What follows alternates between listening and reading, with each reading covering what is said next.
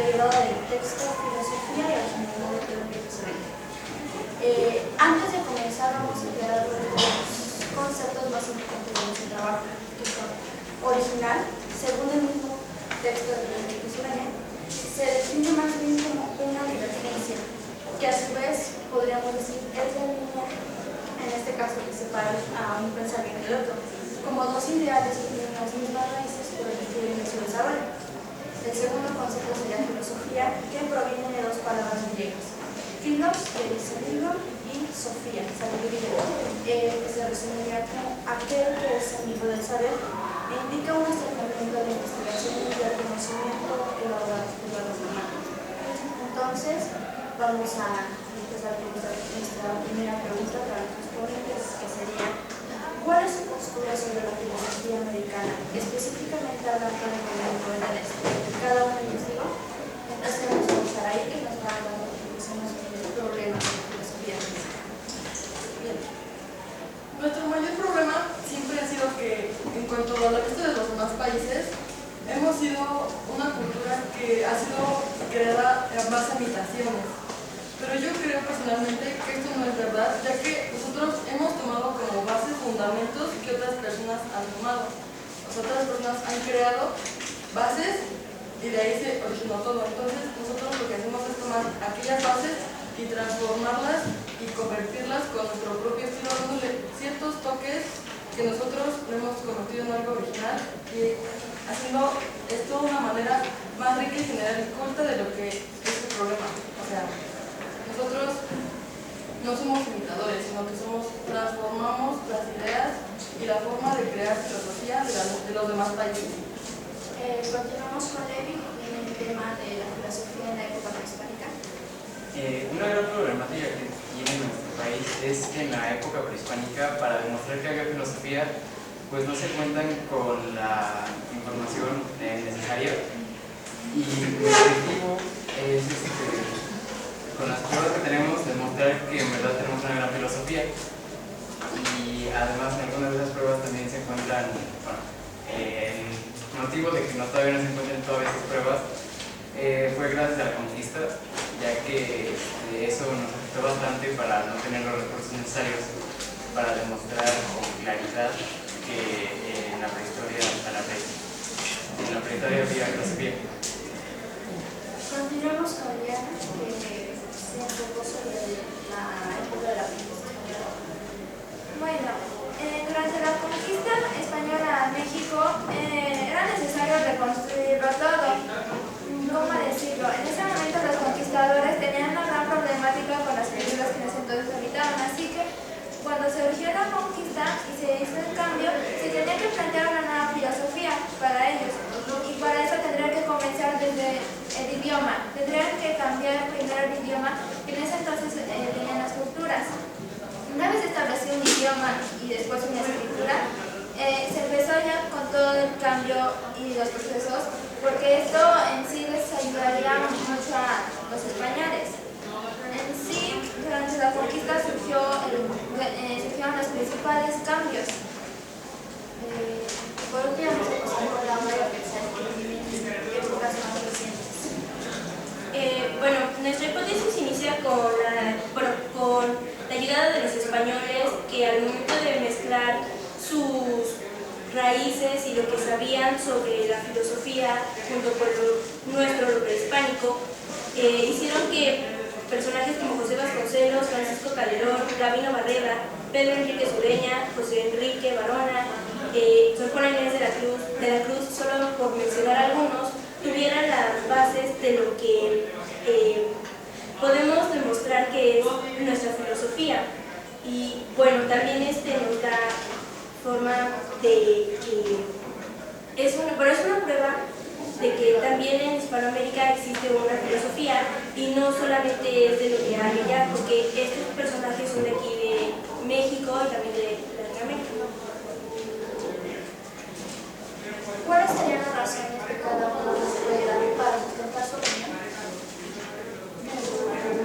Yo creo que Juan Bautista Verdi nos ha dicho que la represión de otros países hacia Hispanoamérica es la verdadera razón de que nos llaman imitadores y demás cosas. Pero Enrique Prado Gireña y Augusto Salazar rechazan completamente esta idea con varios de sus textos que podemos encontrar en PDF, justamente, que no se llama imitación, sino que es adaptación y transformación de la filosofía, ya que también, como les he mencionado antes, nosotros tomamos las formas y bases de la filosofía de otros países y las transformamos dándoles nuestro cierto toque con nuestra cultura y nuestras razones de ser. Yo creo que Nezahualcóyotl es un gran ejemplo de que en la prehistoria había una filosofía bastante vasta, ya que, él no es un filósofo en toda la palabra, pero se demuestra que en verdad él hacía filosofía, ya que escribía algunos poemas y se preguntaba varias cosas acerca de la vida. Bueno, para aclararnos que la historia es importante prehispánica. Bien, por favor. Bueno, las razones que yo tengo para decir que hubo los principales cambios que se dieron durante la conquista española son todas las que tenemos hasta ahora, ya que como podemos ver ha habido todo nuestro idioma, escritura, costumbres, tradiciones, religión cambió durante esta época. Hasta ahora nos hemos podido dar cuenta. Nuestro idioma es una mezcla más bien es derivado del idioma español. Nuestras costumbres, aún si bien ya no son como antes, o tal vez sí, pero con algunos cambios que le dieron principalmente los españoles. Entonces, por eso yo puedo decir que durante la conquista serían los principales cambios. Durante el gobierno de Benito Juárez fueron donde comenzaron los cambios simbólicos respecto a la separación de la Iglesia y el Estado y las leyes de reforma. En esto podemos notar que somos uno de los primeros países que se liberó en cuanto a lo que la Iglesia gusta, de que la Iglesia también podía meter las manos en la parte del Estado. Fue ahí cuando Benito Juárez y Gabino Barrera comenzaron la formación de la Escuela Nacional Preparatoria. Y pues como deberíamos saber, la Escuela Nacional Preparatoria está basada en el análisis, en el método científico y en la enseñanza elemental. Y pues esto Gabino Barrera lo tomó de cierta forma y lo convirtió a algo que fuera útil en México. Lo transformó de una forma que solo México la tiene. Ahora, ¿podríamos profundizar un poco más todavía en todos estos ejemplos que acaban de dar para concentrar sus ideas? Yo creo que los cambios en cualquier aspecto se dan conforme el contexto que nos rodea. Y debido a esto es que gran parte de nuestra historia equivale a ejercicios nacionales, entonces las cosas se deben de modificar y adaptar. Aceptemos que nuestra forma de hacer filosofía no es la misma que hace miles de años a la que hacen actualmente. Igualmente los pensamientos de cada país cambian, entonces nuestras formas de hacer y conformar la filosofía no ha sido la misma desde hace la prehistoria, podemos decirlo, o la época prehispánica hasta la Segunda Guerra Mundial o actualmente.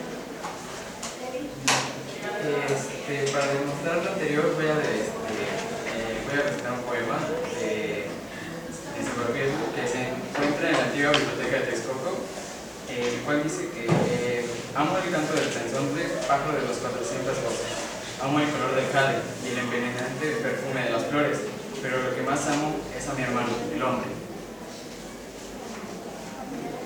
Bien, un ejemplo claro que yo podría dar sobre esto es que, ¿cómo decirlo? Nuestra vestimenta anteriormente, cuando era más que como simples pieles, y digo más bien simples entre comillas, porque en sí puedo decir que las pieles eran una forma de vestir, pero cuando surgió la conquista, toda nuestra vestimenta también cambió, nuestro idioma y la escritura, para Pedro Enrique Sureña también, fue como el camino que llevaba hacia la construcción de una cultura, ¿cómo puedo decir? El idioma, la escritura o el lenguaje son el camino principal hacia la construcción de una Hispanoamérica y bueno, encontró en la escritura de la historia de la cultura una forma de afianzar la memoria colectiva de Hispanoamérica. La segunda dimensión de su análisis sobre la cultura se refiere al planteamiento de un problema filosófico de gran importancia en su época. Bueno, lo que yo me basé para decir que Gabino Barreda formó la ANP en base a las estructuras inglesas, al método científico y la enseñanza elemental, acomodándolo de una forma que a nosotros nos conveniera, es porque mientras el mandato de Juárez, mientras Juárez se encontraba gobernando el país, hubo ciertas cosas que le llamaban la atención a él, y junto con Gabino Barreda formaba parte de su gabinete. Entonces, pues, lo encomendó porque Gabino Barreda trató de cumplir la congruencia ética y veía en las leyes de reforma la lógica separación de la Iglesia y el Estado como emancipación del poder espiritual. Esto en un principio no les funcionó muy bien porque la gente todavía no tenía pues conciencia, no podía pensar por ella sola, no quería que la Iglesia se separara totalmente del Estado. Entonces como que los fueron separando poco a poco hasta que lograron separarlo totalmente.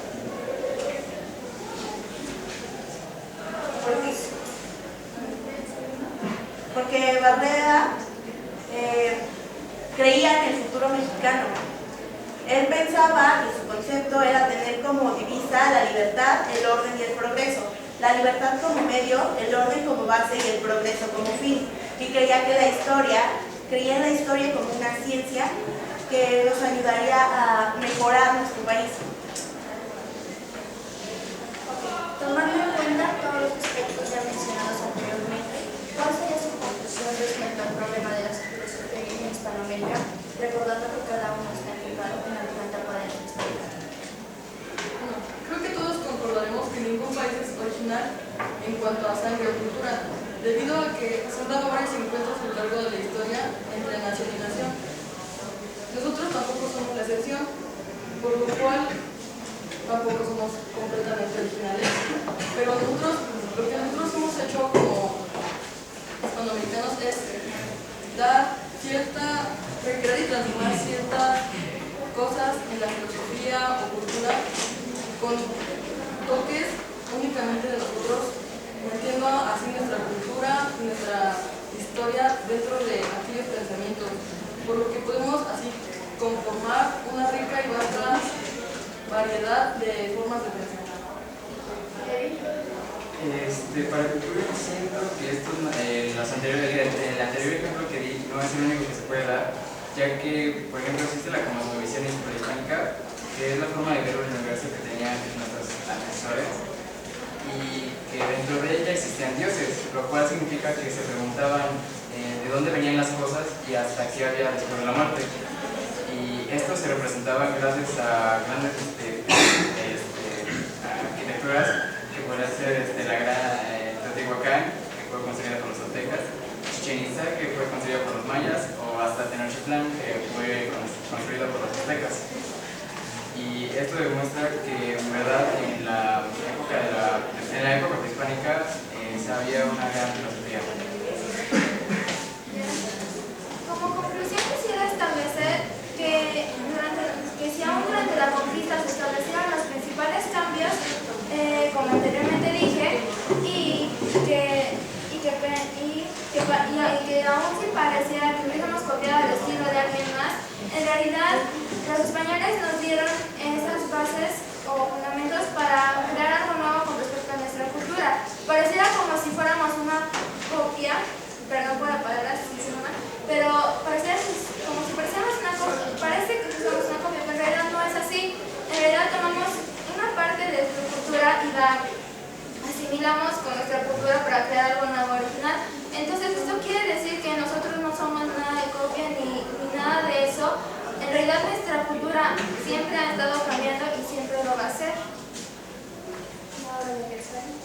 Bueno, como nuestra conclusión diremos que así como la época prehispánica con la sabiduría de los pueblos y los gobernantes así como en la conquista española con esa llegada de las nuevas formas de pensar y las corrientes filosóficas, fueron las pautas que nos permitieron que los grandes filósofos que tenemos, tanto en Latinoamérica como en México, pudieran dar un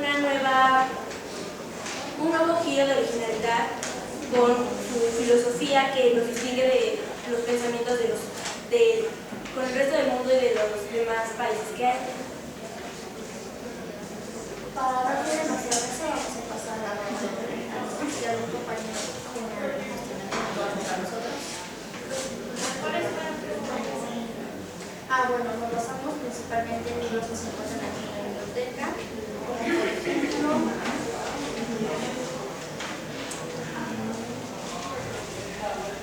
Historia de la filosofía de José Ramos, que es uno de los filósofos de los que hablamos aquí. Bueno, yo también me basé en un ensayo de Maya López Daura, que su título es Pedro Enrique Sureña, la identidad cultural hispanoamericana en la utopía de América, y está en línea. Una pregunta para el ensayo. En sí, tu conclusión para lo que tú expusiste, ¿tú me puedes explicar qué relación va a tener Gabino Barrera con las leyes de reforma? Sí, Gabino Barrera formaba parte del gabinete de Benito Juárez, como ya lo han mencionado.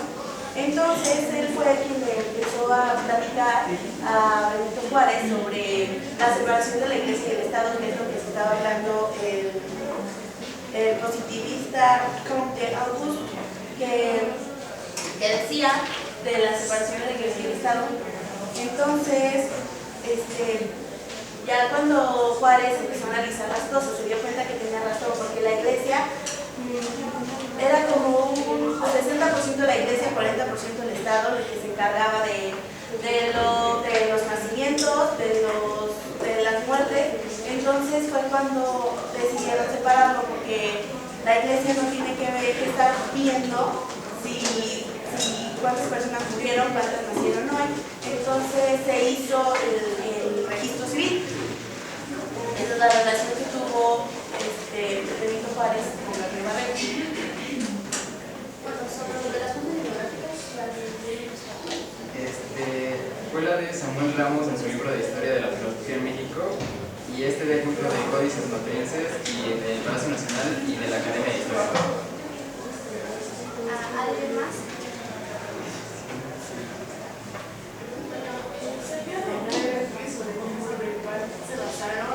¿Por qué toma como relevancia la filosofía? ¿Por qué eligen a la filosofía? Bueno, porque ese fue el tema central de Pedro Enrique Sureña en su texto. Él se preguntaba cuál era el problema que tienen los países extremos, por decirlo así. ¿Por qué no somos aceptados como una cultura original, por decirlo así? Entonces sí fue su tema central y pues decidimos centrarnos en eso. ¿Alguien más? ¿Cuáles son sus motivos para escoger este tema? Los mismos que le dije a Danae, el texto de Pedro Enrique Sureña se titula Filosofía y Originalidad. Se basa en exactamente cuál es el problema que se tiene con nuestra filosofía. Entonces, estaba realmente centrado en su tema y decidimos continuar con eso. ¿En qué etapa de la historia consideran que la filosofía fue más relevante? No podríamos decir que fue una etapa precisamente, como mis compañeros mencionaron, en la época prehispánica, aunque no es totalmente llamada filosofía, sí hubo un pensamiento por parte de las culturas antiguas. Durante la conquista española se llevó a cabo el cambio entre lo que éramos antes y lo que éramos después. Y durante las épocas de la Revolución y de la independencia de México surgieron nuevos ideales, entonces no podríamos centrarnos en una sola etapa de la historia, porque todas estas son las bases de lo que somos hoy. Entonces, cada una son muy relevantes para nosotros. Ustedes mencionaban que la originalidad no necesariamente tiene que ser algo propio, o sea, puede tomarse rasgos de otras culturas, pero implementarlas con unos ciertos cambios a la cultura. pero hasta que cierto punto ya la originalidad ya no es tan original, o sea, ya pierde ese sentido. En el libro de Cervantes se dice que se le considera una filosofía, un pensamiento, una cultura original cuando sirve para resolver los problemas, en este caso del país, por decirlo así. Entonces, si, por ejemplo, los pensamientos que traemos de otros lugares los modificamos y los aplicamos aquí, pero no sirven, no nos funcionan para resolver nuestros problemas internos, entonces se puede decir que ese pensamiento ya pues no se original porque no se adaptó a lo que necesitamos. Entonces, mientras que no funcione y lo sepamos implementar en la educación, se podría considerar original.